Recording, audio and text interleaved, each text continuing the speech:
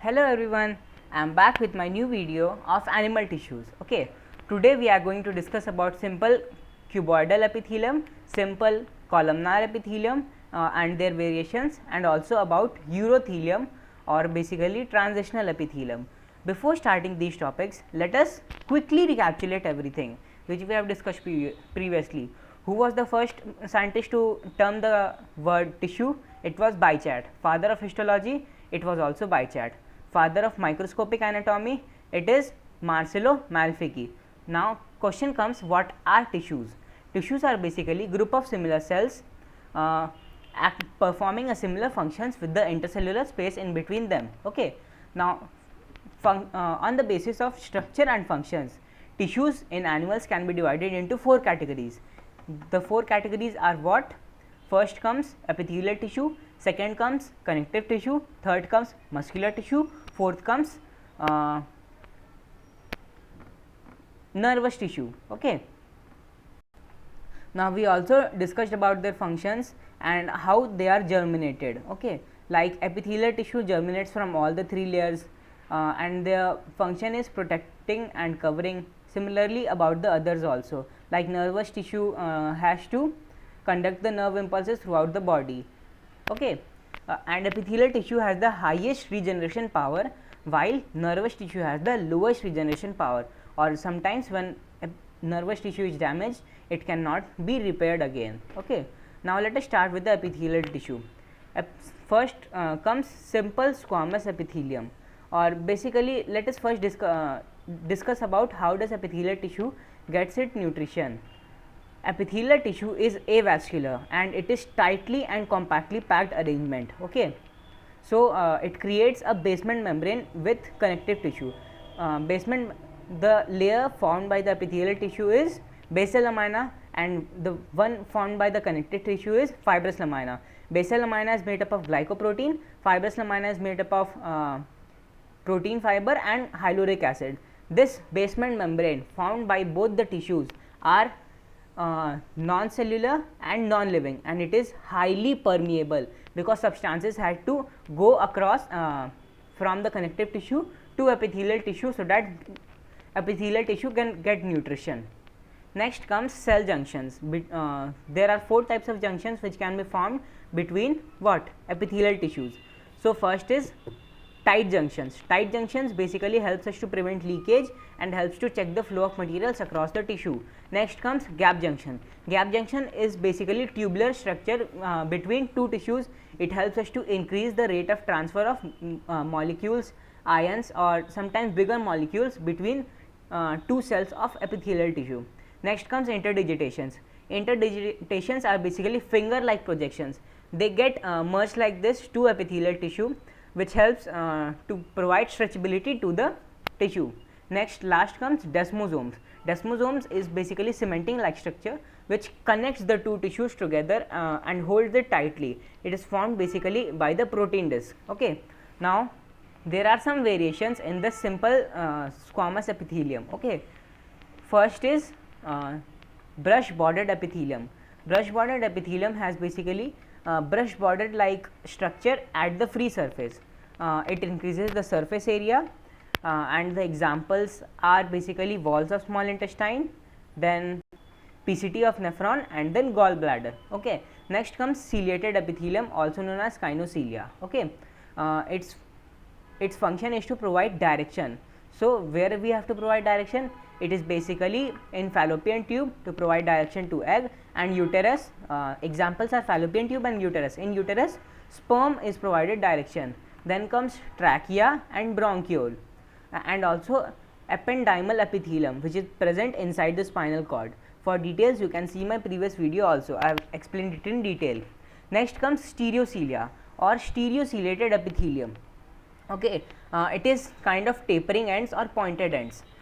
Its function is also to increase the absorption rate and increases the surface area, and it is non-motile and non-contractile. Non-motile is basically it cannot move, and also it cannot stretch itself or decrease its length. Its examples are vas deferens, epididymis, and macula and crista of internal ear.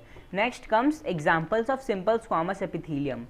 Simple squamous epithelium can be of two types, pavement epithelium and tessellated epithelium. Pavement epithelium has basically straight line bordered, and tessellated epithelium have wave like bordered. Okay. Now what are their examples? So first example is alveoli or air sacs of lungs. It has pneumocytes 1 which is present in 95%. Its function is filtration and diffusion. So wherever filtration and diffusion is happening in our body, you will find simple squamous epithelium there. So in the alveoli there is diffusion of oxygen and carbon dioxide, so there is simple squamous epithelium found. Now next example is basically in the Bowman's capsule.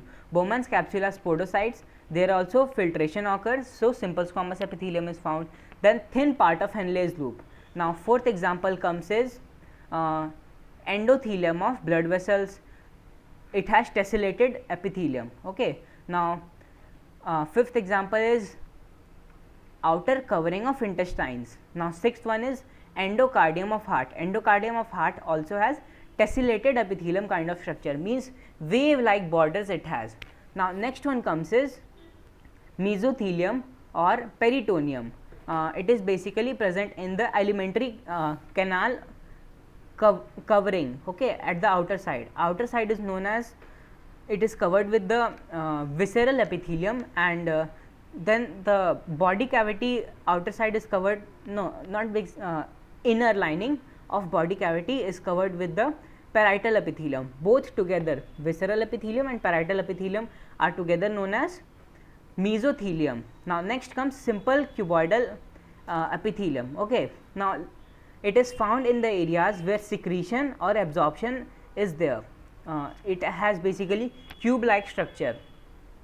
It is also found in alveoli, air sacs of lungs. It is basically pneumocytes 2. In the simple squamous it was pneumocytes 1, and here it is pneumocytes 2. So its percentage there is 5%, because 95% covers the pneumocytes 1.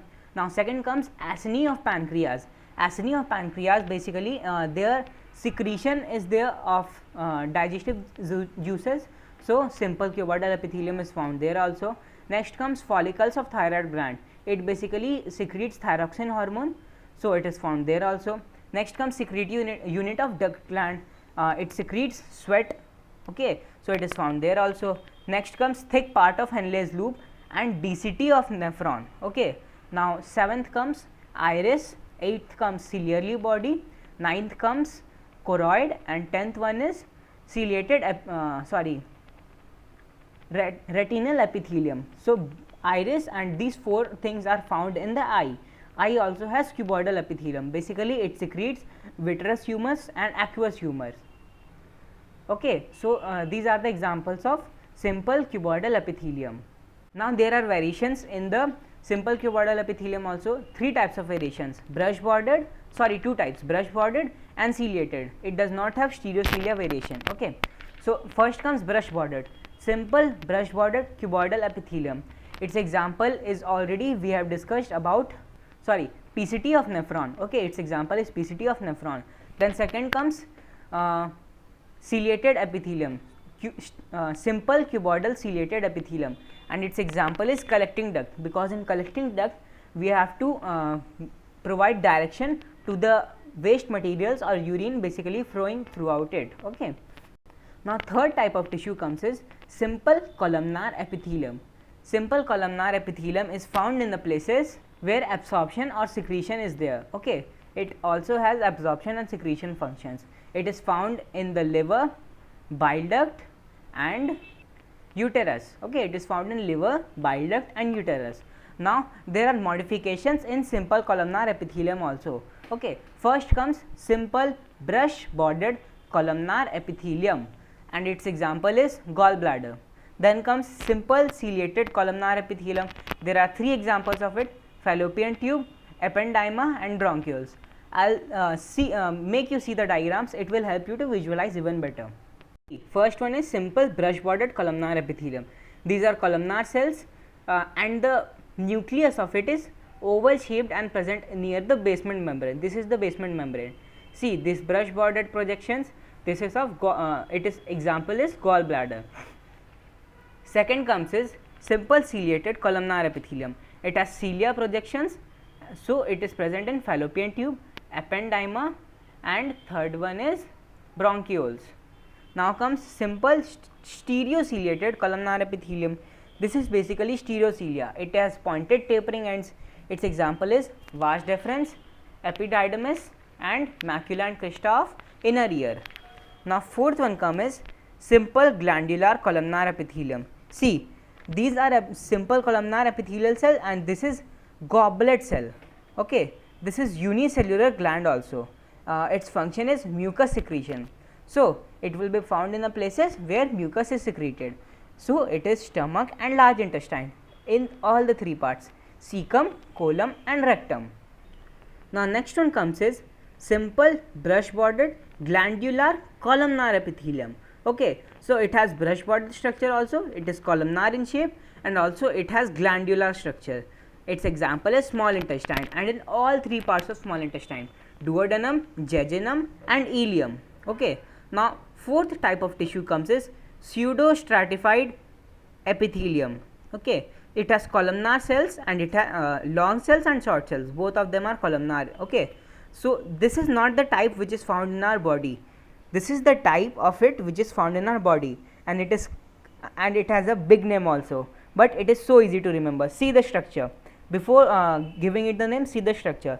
It has columnar tissues, it has cilia, and it is glandular also. Okay, so it is so simple to name also, and it is pseudo stratified. So pseudo stratified ciliated glandular columnar epithelium, pseudo stratified ciliated glandular columnar epithelium. It is so simple to name. Just don't get confused. Okay, just see the structure and you will name it easily. It has pseudo stratified cilia also, so pseudo stratified ciliated goblet cell, so glandular and columnar, so columnar epithelium, or also called in short form PSCGCE.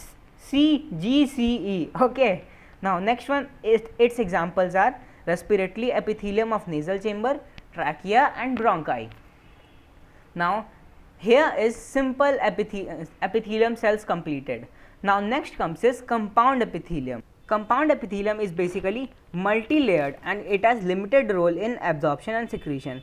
Its basic function, another function is protection against chemical and mechanical stress, or basically damages which occur like if our skin gets wear and tear, then it is found in those places, compound epithelium. There are basically two types of it, transitional epithelium and stratified epithelium.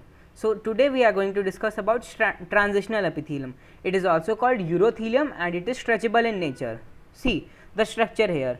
First is cuboidal cell.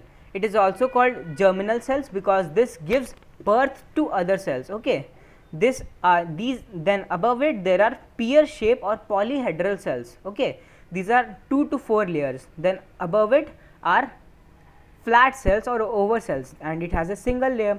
And above these flat cells or oval cells there is cuticle or waxy substance present over it. This makes the transitional epithelium waterproof, and this is the basement membrane. So there are 4 to 6 layers of cells in it, and cells are connected by interdigitations. Interdigitations, as I have already said, provides stretchability. So on stretching it, this will provide stretchability. All cells will get flattened. Basement membrane appears to be disappeared because basement membrane gets so thinner. Okay, it is found in renal, pelvis, ureter, urinary bladder and proximal part of male urethra. और basically you can simply remember it like this. Stretch करने पे वो अपना रूप बदल रहा है, तो R U U P, renal pelvis, ureter, urinary bladder, proximal part of male urethra. ठीक है, so that's all for today. Thank you. I hope you enjoyed this video. Thank you.